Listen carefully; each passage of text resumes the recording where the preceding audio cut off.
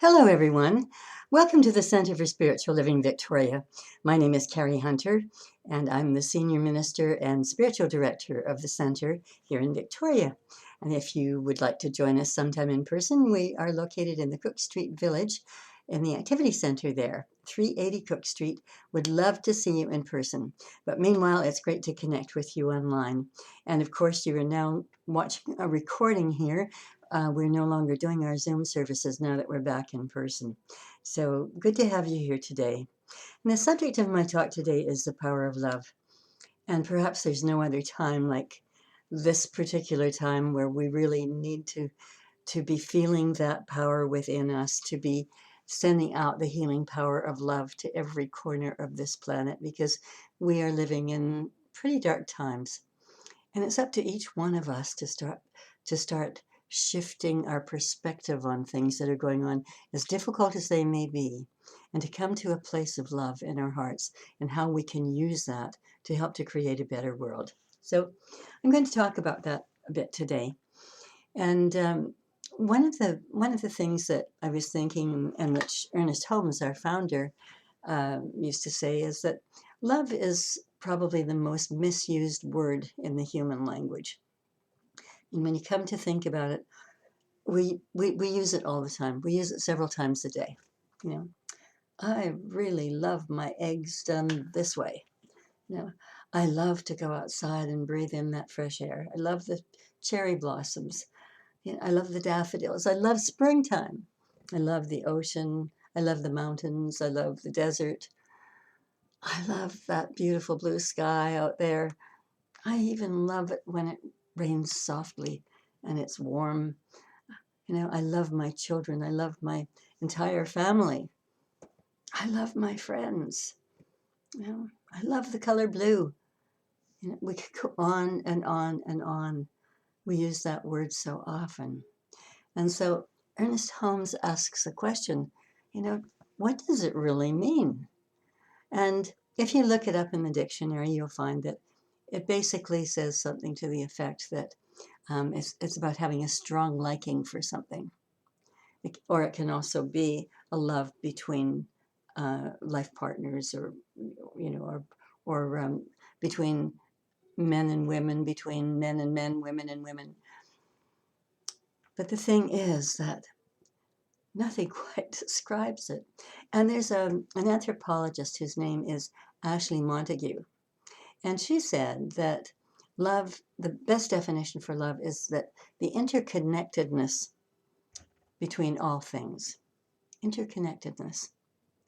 Now that's kind of interesting. You know, if you're standing in front of the love of your life and you say, I feel interconnected with you, there's nothing that's very romantic about that. Maybe that's the place where we should be using the word love. But this interconnectedness, you know, as we look at it, not only from a metaphysical standpoint, but from a scientific one, because we are living in an age where science is really proving what we have been taught by Dr. Holmes for the last 100 years. You know, it's extraordinary to think that what he was teaching and what he wrote about in all of his books and in the original textbook in 1926, you know, is exactly what science is proving today. And so we step for a moment into quantum thinking, into the quantum world. And if we think about things being interconnected, that's where we really find that this is so. You know, that every subatomic particle is connected to everything else in the world. Absolutely everything, whether it's the chair you're sitting in, the wall of the room that you're in, you know, a book that you might have nearby, in your human body, in all of your friends. At a subatomic level, there is no difference at all. Everything is the same, and everything remains the same until thought is impressed upon it. And when thought is impressed upon it, then things start to take form. But the common denominator among all of us, the interconnectedness, is that we are all connected through that quantum field. And so whatever we are connected with, in terms of physical presence, or somewhere off in the distance, far distance, hundreds of miles, thousands of miles away, that connection remains. And many people experience this through thoughts that they're having about others who live in other parts of the world, and that person is thinking of them at the same time. We have these kinds of things happening in our lives all the time. And it's because we are connected energetically. And there is this creative power that is in each and every one of us. And as Ernest Holmes said, we get to use it. This creative power, this power for good in the universe, and we get to use it. And one of the interesting things here to consider when we're talking about our human lives and talking about God, spirit, the universe, source, creator, whatever it is that you want to call it, it doesn't matter. The thing is that right now I'm calling it God. God depends upon us to express it, the way that we express in this world, who we are, how we behave, how we speak, what we do. Those are the ways that we express God. And we depend upon God for existence. We wouldn't exist without. No matter how we want to look at this, when we go back to absolutely everything, to the simplest form, everything is intelligence. And that intelligence is God, and it is indwelling in each one of us. So we need God for this to happen. We are spirit having a human experience. And so when we decide to step out of our physical forms, to leave them behind, that spirit that we are still exists. The person that we are, the presence that we are, it still exists. It doesn't go away. It doesn't go anywhere. It's right here, and it's everywhere and connected with everything everywhere. The physical body no longer is. So when we consider that we're spirit having a human experience, then we understand that we are absolutely dependent upon God for our existence here on this planet, for our physical existence. Because without that downloading of God in our physical forms, then we wouldn't be here. Our hearts wouldn't beat. We wouldn't be able to breathe. We wouldn't have that life force within, because it is the life force. And then God is dependent upon us. In order that God might know itself, it is dependent upon us, because we are each expressions of God. And so when we look at this, then we also need to understand that we are interconnected in every way, each one of us. We're interconnected with one another. We're interconnected with the God force, because we're bits of God stuff, each and every one of us. But we're interconnected in our thoughts, in the way that we look at the whole world. And as Ernest Holmes says, we can use our thoughts for good, and that is the use of this wonderful power within us. We can create amazing things in our lives, amazing things on this planet, and that is using it for good. And he says, evil is the misuse of power. So think about that. Evil is misusing this God power that we've been given. And the way that we express God, we're either expressing God in the highest and best form that we can, or in the lowest, most base. And I think right now, today, the most important way of demonstrating this and of understanding it is to look at what's going on in the world right now, to look at the war between Russia and the Ukraine, to see what is happening there, seeing good and evil coexisting. And what a frightening thing it is for everyone on this planet right now. And when I see some of the people in the Ukraine and how courageous they are, how brave, how loving, how they are all banding together to help one another, and how they have such love for their country, they're willing to give their lives for that. And then I see the Russian forces absolutely annihilating some villages and cities and killing so many people. And for what? All because of the ego of one man who's surrounded by a few people who support him. And the important thing for us to remember is that we shouldn't be hating all of Russia or hating Russians because of this war, just as we would not hate the Ukraine and the Ukrainians for what is going on, because they're not all thinking the same thing. You can just bet that every Russian, with the exception of a few, wants no war on this planet and certainly doesn't want this to escalate. And if they know the truth about what's going on, and not all of Russia does because of the propaganda that's fed to them, but if they know the truth about what's going on, they would have no stomach for it at all. And God bless those brave Russian young people who are standing up in protest because they use social media.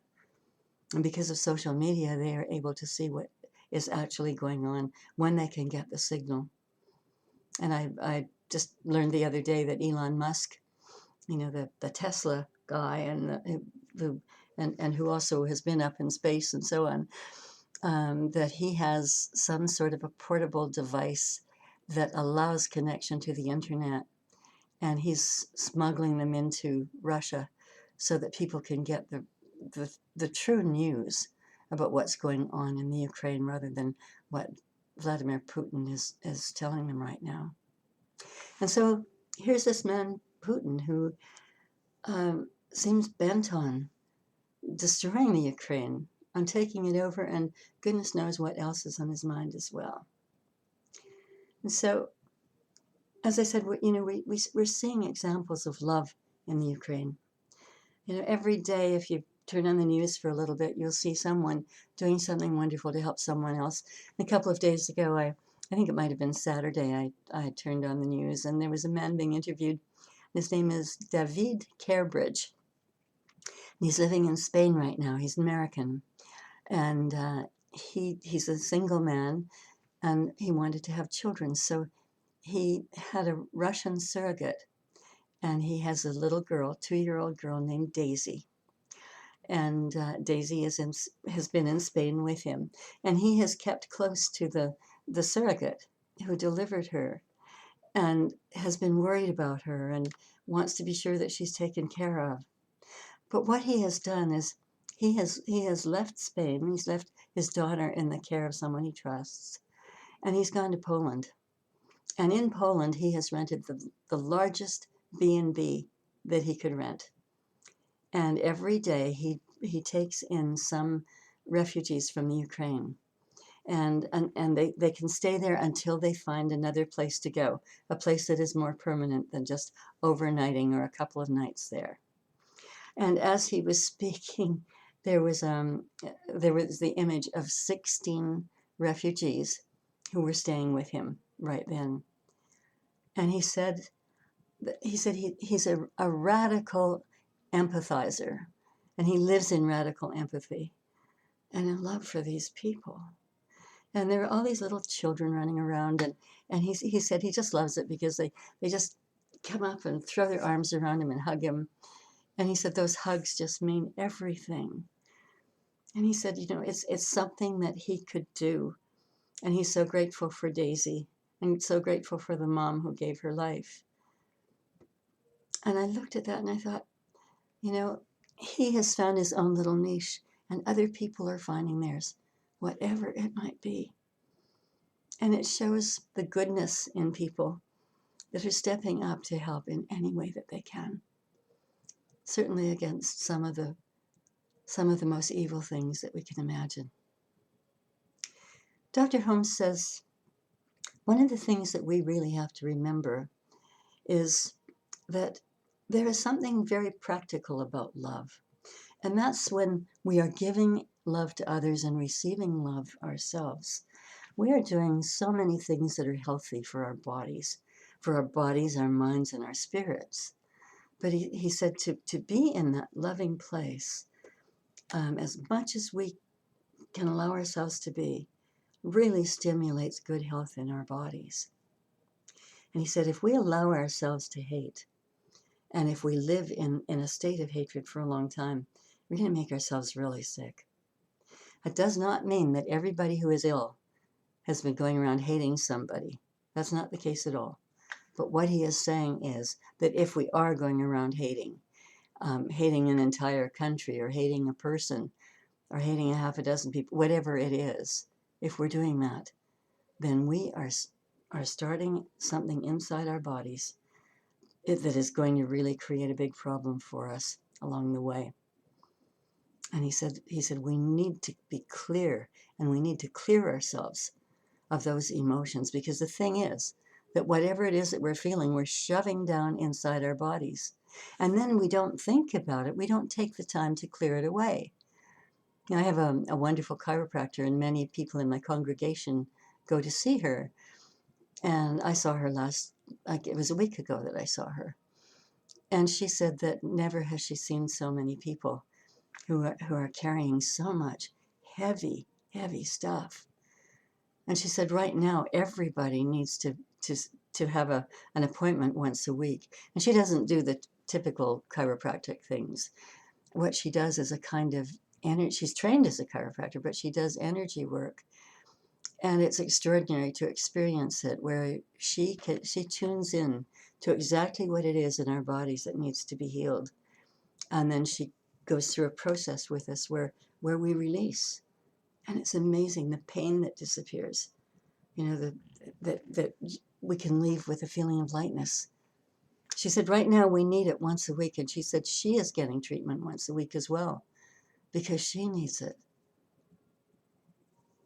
I don't know about you, but I find myself these days sometimes feeling exhausted. And I don't typically feel like that at all. But again, it's this heavy burden. It's the burden of war, and it's the inability to feel like I can do something that makes a difference.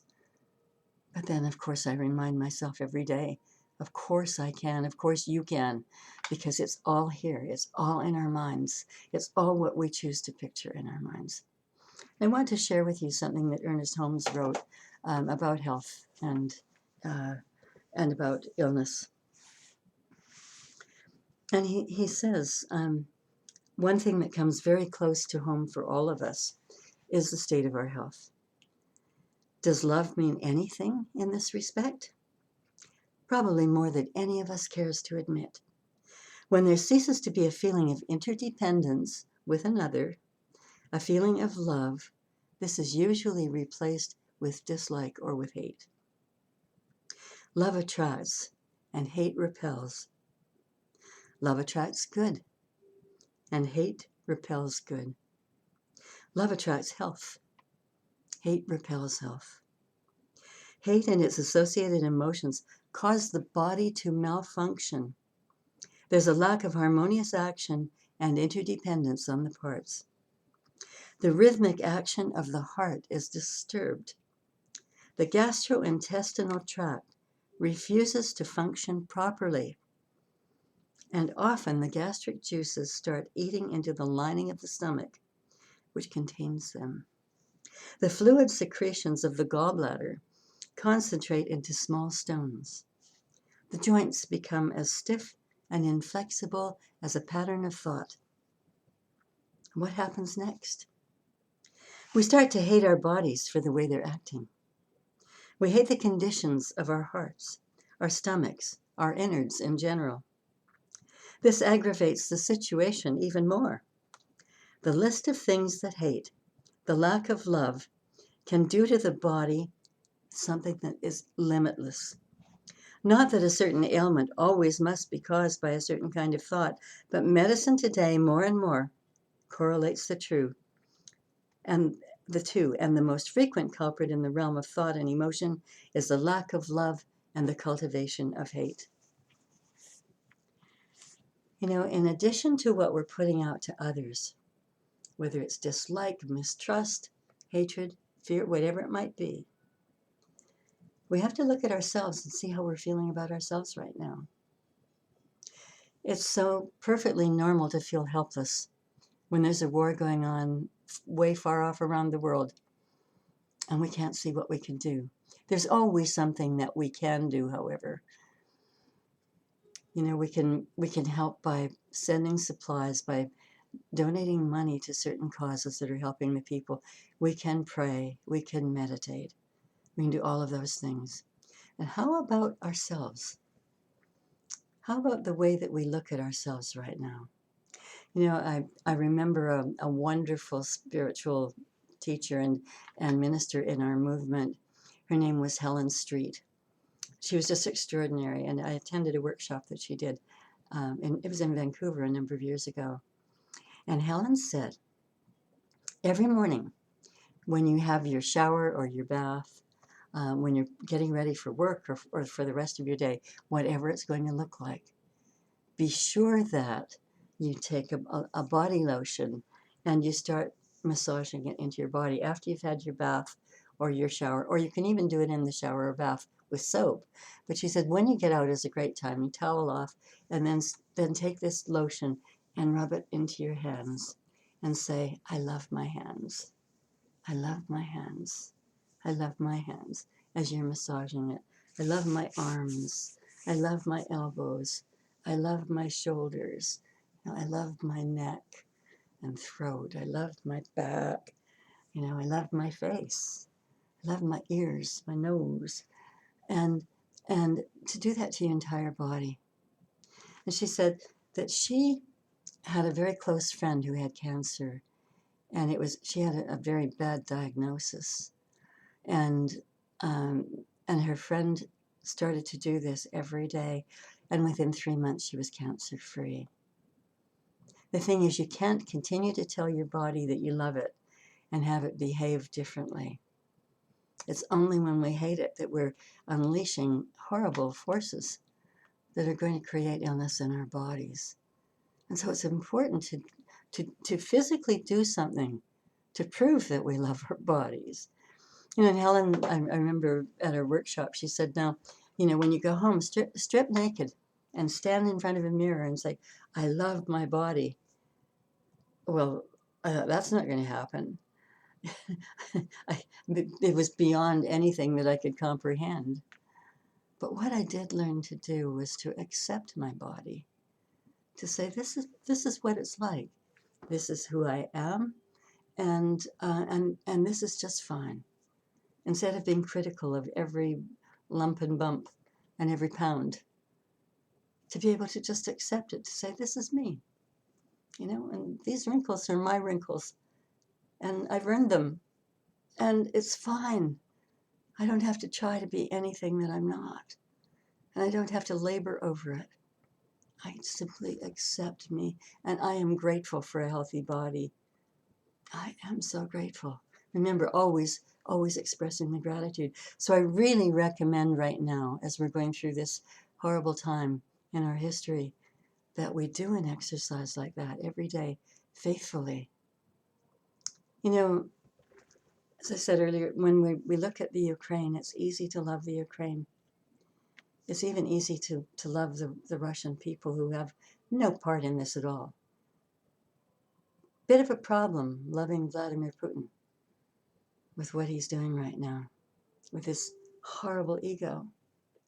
And what I always try to do when I find myself thinking like that about someone, particularly a political leader, is I'll usually Google that person as a child and see what I can find out. And I did that with Putin I guess it was on Saturday. And I discovered that he had a really difficult childhood. He was born in 1941. His father was away fighting the war. His mother lived with 2 other couples and with him, her firstborn, in an apartment. And the apartment had no hot water, just cold water, and it was infested with rats. And as a young boy, he remembers fighting off rats everywhere. and coming to the door to go into the apartment, and masses of them having to try to get rid of them. He was also very small for his age. He still is a small man. And he was bullied a lot as a child. And eventually he took lessons in judo and he got a black belt. And then he said that what he learned to do was, if he thought that there might be a fight somewhere, he would start the fight first so that he could have the advantage. And I read that and I gasped and I thought, oh my God, that's what he's doing here. He's starting the fight because he's fearful. Is he fearful of, Russia shrinking even more than it did under the Soviet Union? What is he afraid of? Or is it just that he has such an ego that he has to try to accumulate more and more? He has to have his own way.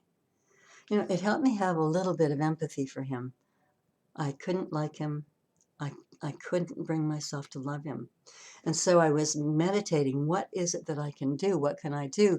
And then what came to me is I can, in my prayers and in my meditation, I can see love awakened in every heart in the world. Every person in the Ukraine has love awakened in their hearts. Every person in Russia does. Vladimir Putin finds something transformational happening to him right here and right now. That love is awakening in his heart. And where there is love, there can be no hatred. And I found that by using that exercise, seeing love awakened in his heart, that I wasn't focused upon the horrible things that he was doing. I was focused instead upon an image, as Dr. Holmes calls it, a mental equivalent, a vision, an image of what that would look like, of what it looks like with an awakened heart, with love just pouring through someone, pouring out of someone, because as it goes out, it has to come back in. And as it goes in, it has to come back out. And so it's an important thing for us to do right now. And as I've said before, if it's an individual who has done something that I found offensive, then for me, the best thing for me to do is to just say, God, love that person through me. Let your love pour through me toward that other person. And let your love pour through that other person toward me. The in and the out, the give and the take. And miracles do happen then. I have experienced them. And it's absolutely remarkable. So now, let us start focusing upon love awakening. Because it certainly hasn't been awake. And God knows we need it all over this planet, not just in Russia and the Ukraine, not just in Vladimir Putin, but in hearts everywhere. Let us allow them to open just like the spring blossoms are opening right now, to allow love to awaken, to feel that wonderful, warm feeling of God in our hearts. Because God is love. God is the interconnectivity of all things. That's where that word works so well. And I think of the words of Marianne Williamson when she said, hating someone and the inability to forgive is like drinking poison and expecting the other person to die. It just doesn't work that way. We're poisoning ourselves when we're living in hatred, when we're living in mistrust. How do we look at other people? What's the first thing we think of?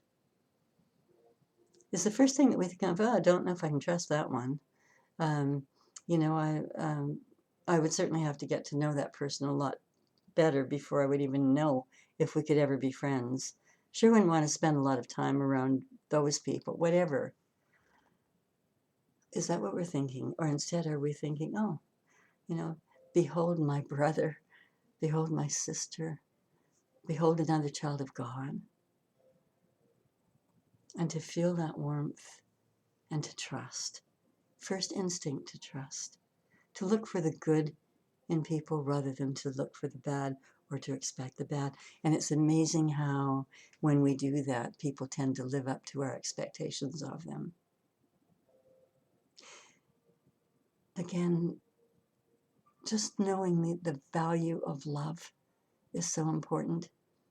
I remember years ago, people beginning to adopt Russian children, orphans, and going to Russia and adopting little babies and children 1 and 2 years old, usually with their growth severely stunted, and many of them unable to speak, emaciated, um, so wounded, just living in an orphanage where they weren't feeling loved, where they weren't being held. And after they were adopted, in a few months, all of a sudden having growth spurts and smiling and happy and learning to speak because they were loved. Some loving mother and father took those children, took that child into their lives, took that child back to North America and loved it into being. You know, we have to remember that love is the greatest power that there is. When we live in love, when we consciously are using love, when we are consciously seeing love awakening everyone on this planet, then we are healing ourselves, we are healing others, and we are sending out a healing force into the world. And when we all do that, imagine the energy. I said last week, Lynn McTaggart, who wrote the book, The Field, and she's written a number of books, but The Field in particular was one of her really important ones. And she said that if you have 3 people together, they have enough energy among them that they could boil the oceans of the earth, that they could create world peace. 3 people. The thing is, we don't know how to use that energy. We haven't learned how to combine it with everybody else's. We haven't learned how to take that inner activity of the power of love and to spread it everywhere throughout the world. But each one of us, one at a time, can start to do that today. And collectively, it becomes an enormous power for good. And I was saying to my congregation that every morning at 8:30, I'm calling upon everyone, 8:30 a.m., to sit for 10 minutes and to envision love awakening in every heart of every person on the planet, including Vladimir Putin. I'm not saying fall in love with him. I'm saying hold in your consciousness that his heart is awakened to the love of God and that he feels the love. Because when that happens, there can be no war. There can be no hatred. There can only be good. And right now, that's something that we can do. Something you can do, something I can do, something we can collectively invite all of our friends to do. I send my love to each one of you today. I hold you in my prayers. I hold you in my heart. And I say thank you for being here today. And so it is. And right now, if you would care to make a donation to the Center for Spiritual Living Victoria, you can go online at www.cslvictoria.org. And there's a button there that says donate. And if you follow that, it will take you through to PayPal. You can use PayPal if you have an account, but if you read the fine print underneath, it says, or you can use your credit card or debit card. So just click on what works best for you. Or alternatively, you can send a donation to our center by e-transfer to donate@cslvictoria.org. Meanwhile, let us live with love and peace in our hearts, in our minds, in our souls. And let us start loving our bodies, loving ourselves, loving our neighbors, loving our friends, loving people we don't know. And just seeing this force for good gathering in strength like a mighty flame that fills the hearts of people everywhere. I'm so grateful to have you here with us today. Thank you for popping in, and I do hope that we'll meet in person sometime soon. Have a blessed week, and so it is.